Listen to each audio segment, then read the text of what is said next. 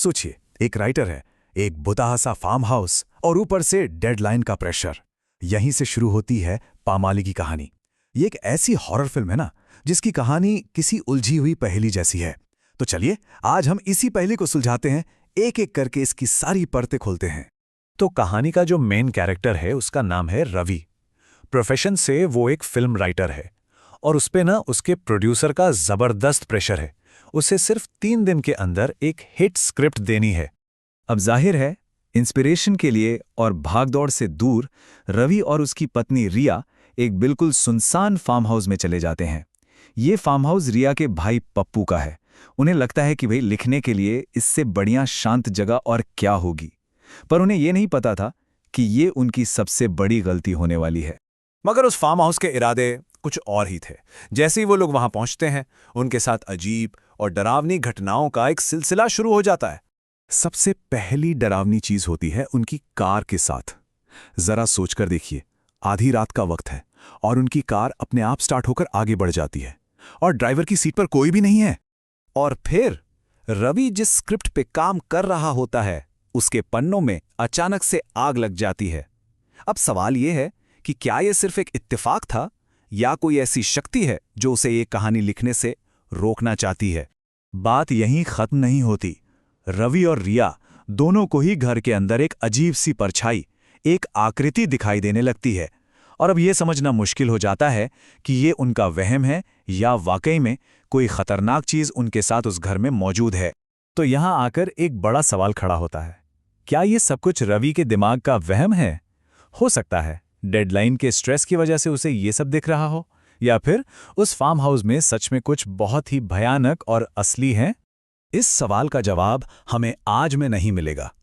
इसका जवाब अतीत में दफन है। जी हां, इस फार्म हाउस ने एक ऐसा गहरा राज अपने अंदर छुपा रखा है जो अब बाहर आने के लिए तैयार है। और यही कहानी में एंट्री होती है प्रिया की, एक ऐसी लड़की जो एक बहुत ही क्रूर और सोची समझी साजिश का शिकार बनी थी। देखिए, ये कोई अचानक गुस्से में किया गया मर्डर नहीं था। ये एक पूरी प्लानिंग थी, एक साजिश जिसे 4 स्टेप्स में अंजाम दिया गया।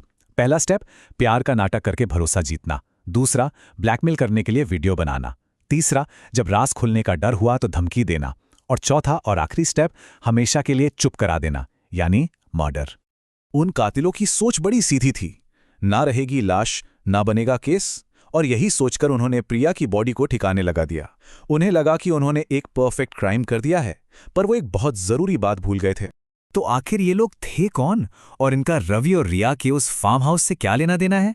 बस यहीं पर कहानी का सबसे बड़ा ट्विस्ट सामने आता है। फार्म हाउस में जो भूत है वो प्रिया का है, जो अपना बदला लेने लौटी है।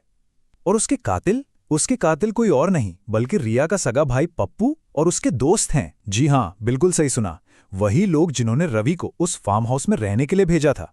असल में प्रिया की आत्मा उसी फार्म हाउस से बंधी हुई है और वो सालों से अपने कातिलों के लौटने का इंतजार कर रही थी।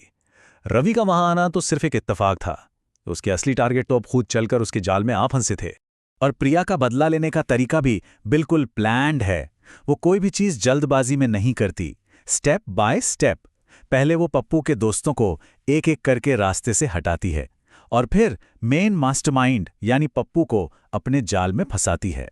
कितनी अजीब बात है ना, रवि उस फार्म हाउस में एक फिक्शनल यानी एक मनगढ़ंत भूत की कहानी लिखने गया था और वहां जाकर वो एक असली भूत की कहानी का हिस्सा बन गया।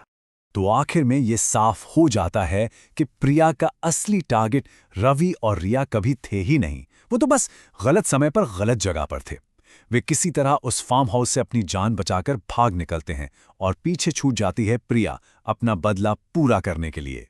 रवि तो बच जाता है और वो अपने प्रोड्यूसर को फोन करके बस एक ही बात कहता है, स्क्रिप्ट तैयार है। आखिरकार उसे अपनी कहानी मिल ही गई थी, एक सच्ची कहानी जो खून और बदले से लिखी गई थी। और ये पूरी कहानी हमें एक आखिरी गहरे सवाल के साथ छोड़ जाती है। ज्यादा डरावनी कहानी कौन सी होती है, वो जो हम लिखते हैं या वो जिसे हम असल में जीते हैं?